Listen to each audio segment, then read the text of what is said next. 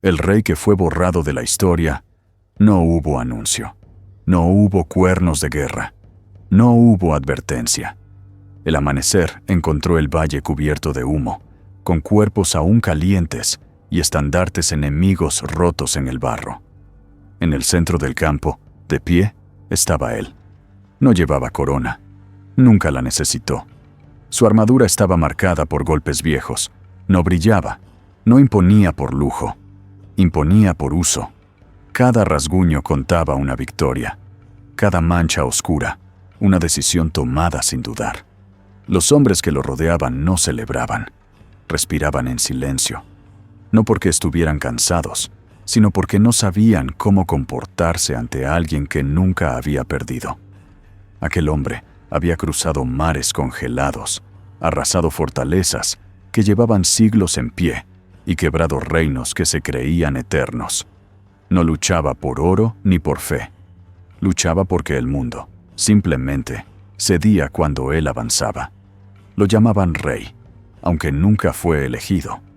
Lo siguieron porque nadie que se le opusiera había sobrevivido. Cuando caminaba entre sus guerreros, no levantaba la voz. Bastaba con su presencia. Los escudos se alineaban solos. Las filas se cerraban sin órdenes. Era como si todos entendieran, sin palabras, que resistir no era una opción. Los reyes vecinos comenzaron a preocuparse cuando sus mensajeros dejaron de volver. Después, cuando sus ejércitos dejaron de regresar. Uno a uno, los tronos comenzaron a caer, no por traición interna, no por hambre, sino porque aquel rey marchaba. Las murallas no lo detenían, los números no lo frenaban, las promesas de paz no lo hacían retroceder.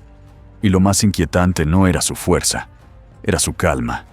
Nunca se apresuraba, nunca celebraba antes de tiempo. Observaba el campo como alguien que ya conocía el resultado, como si la guerra fuera solo un trámite antes del final. Con cada victoria, su nombre comenzó a desaparecer de los cantos. Los bardos dejaron de mencionarlo. Los escribas comenzaron a borrar líneas enteras de los registros, no porque no existiera, sino porque existía demasiado. Los otros reyes entendieron algo tarde. Mientras ese hombre viviera, ningún trono estaría a salvo. Ninguna alianza sería suficiente. Ninguna frontera definitiva. Así que hicieron lo único que podían hacer, quienes ya habían perdido en el campo de batalla. Se reunieron en secreto, no para enfrentarlo, sino para decidir cómo destruirlo sin luchar contra él.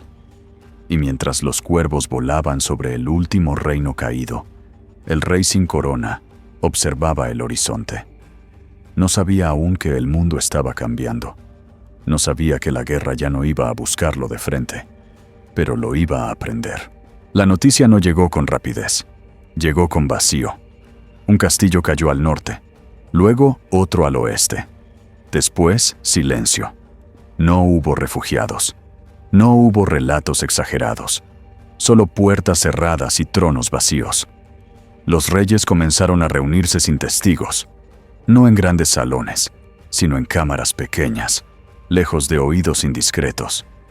Nadie llevó estandartes. Nadie reclamó autoridad. En esa mesa no había líderes. Solo hombres que sabían que estaban perdiendo el control del mundo.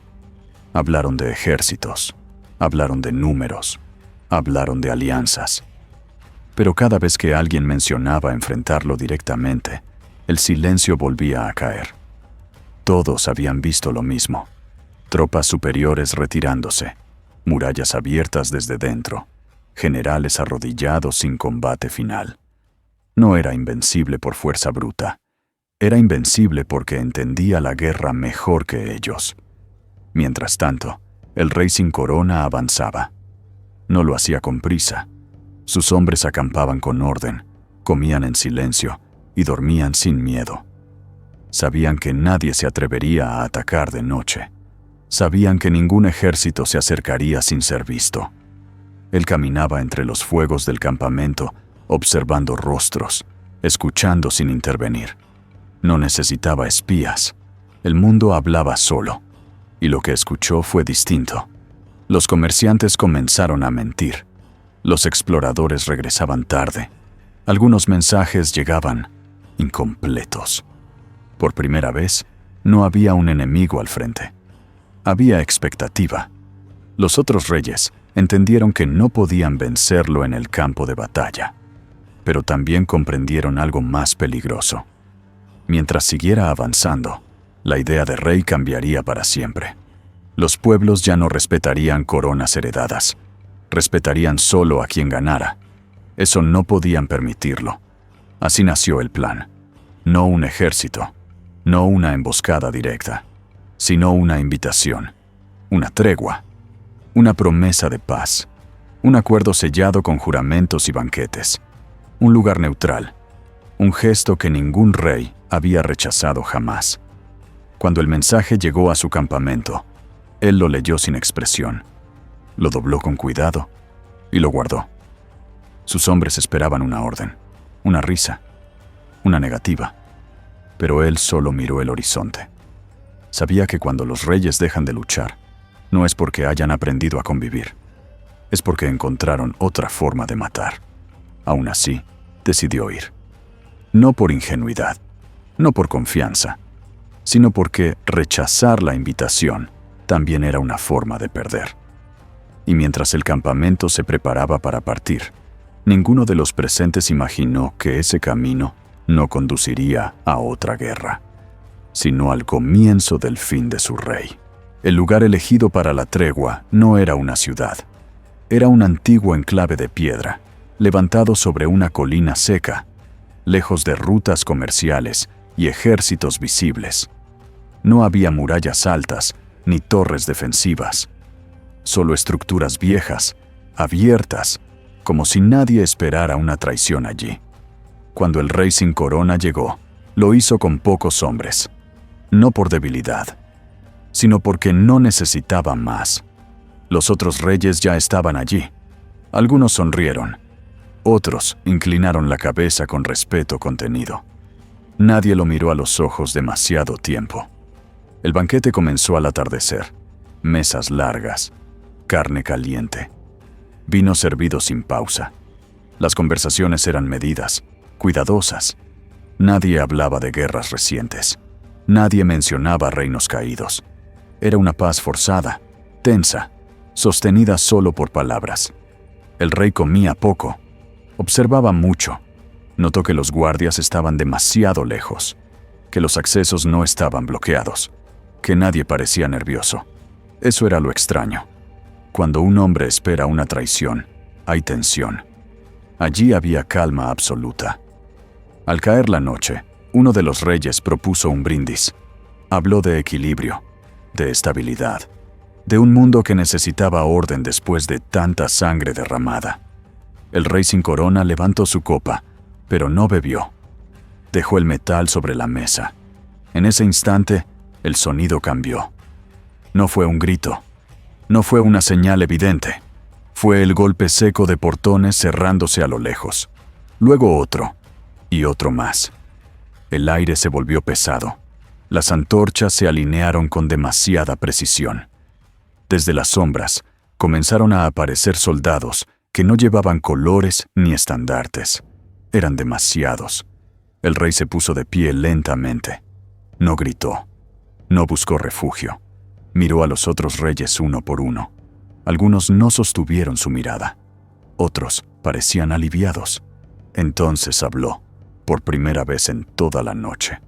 Así que eligieron esto. Nadie respondió. Las lanzas se alzaron, los arcos se tensaron. Los caminos de salida ya no existían. Sus hombres intentaron acercarse, pero fueron contenidos al instante. Rodeados. Superados. El rey no retrocedió. Se quitó el manto con calma y lo dejó caer al suelo de piedra. Ajustó las correas de su armadura, como si se preparara para una batalla normal. Pero esto no era una batalla. Era una ejecución cuidadosamente planeada. Y aún así, cuando el primer soldado dio un paso al frente, dudó. Porque incluso rodeado, incluso traicionado, el rey seguía de pie como si el mundo todavía le perteneciera. No hubo resistencia innecesaria. Cuando las lanzas avanzaron, el rey no atacó primero. Observó. Midió distancias. Vio cuántos hombres lo rodeaban, cuántos arcos estaban preparados, cuántas salidas ya no existían. Y entendió algo con claridad absoluta.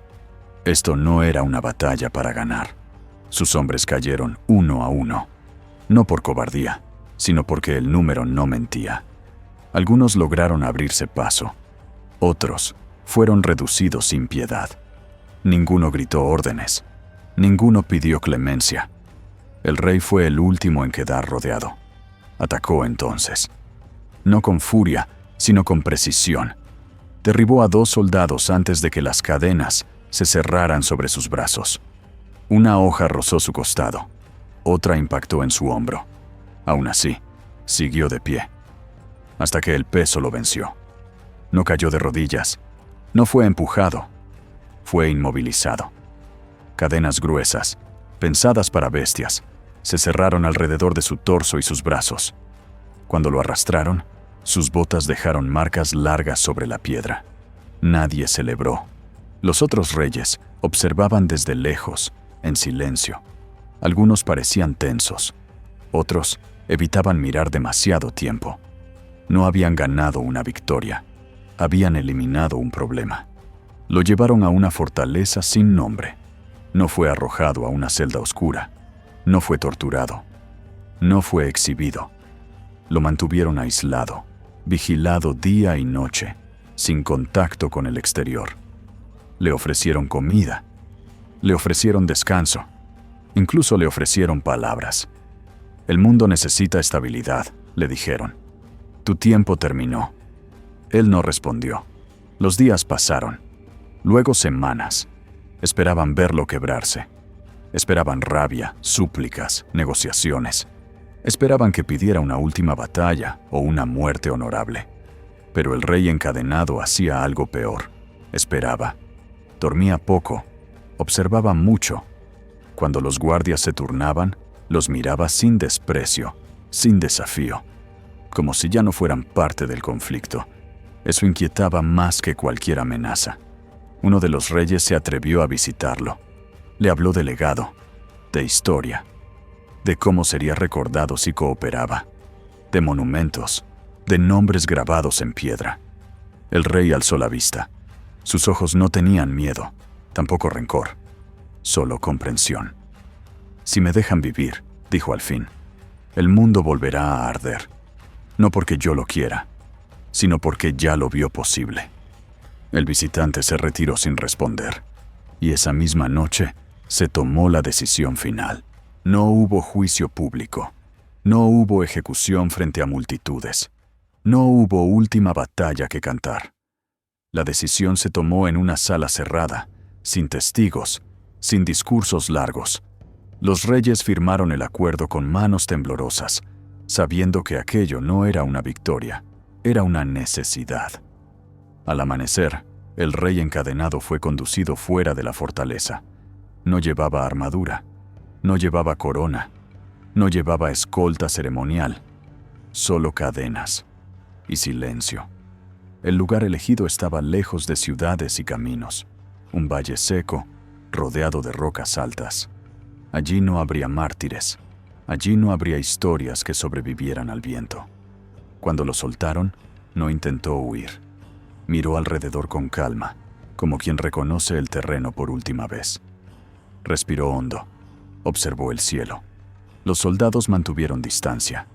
Ninguno se acercó más de lo necesario. El golpe fue rápido. No hubo gritos. No hubo desafío final. Cuando su cuerpo cayó, nadie habló. El rey más temido de su era murió sin testigos, pero no sin consecuencias. Ese mismo día, comenzaron a desaparecer los registros. Los escribas quemaron pergaminos completos. Las estatuas fueron derribadas durante la noche. Los cantos fueron prohibidos. Su nombre fue eliminado de tratados, crónicas y relatos. No se permitió mencionar sus victorias. No se permitió recordar sus campañas. No se permitió explicar por qué tantos reinos habían caído. A los niños se les enseñó una historia incompleta. A los soldados, un pasado recortado. A los pueblos, una paz falsa. Y durante un tiempo, funcionó. Los reyes conservaron sus tronos. Las fronteras se estabilizaron. El mundo siguió adelante. Pero algo se perdió. Las guerras volvieron a ser más largas. Los ejércitos dudaron más. Los hombres dejaron de creer que alguien podía avanzar sin detenerse. Porque aunque su nombre fue borrado, la idea permaneció. La idea de un rey sin corona. De un líder al que no se seguía por mandato, sino por respeto. De un hombre que había demostrado que el mundo podía ser conquistado. Y cada vez que un estandarte caía demasiado rápido, cada vez que un ejército avanzaba sin miedo, cada vez que un líder caminaba al frente sin mirar atrás, alguien, en algún lugar, sentía una incomodidad difícil de explicar, como si el mundo recordara algo que ya no podía nombrar. Si te gustaría ver más historias de este rey sin corona, de cómo conquistó reino tras reino antes de ser traicionado, déjalo en los comentarios.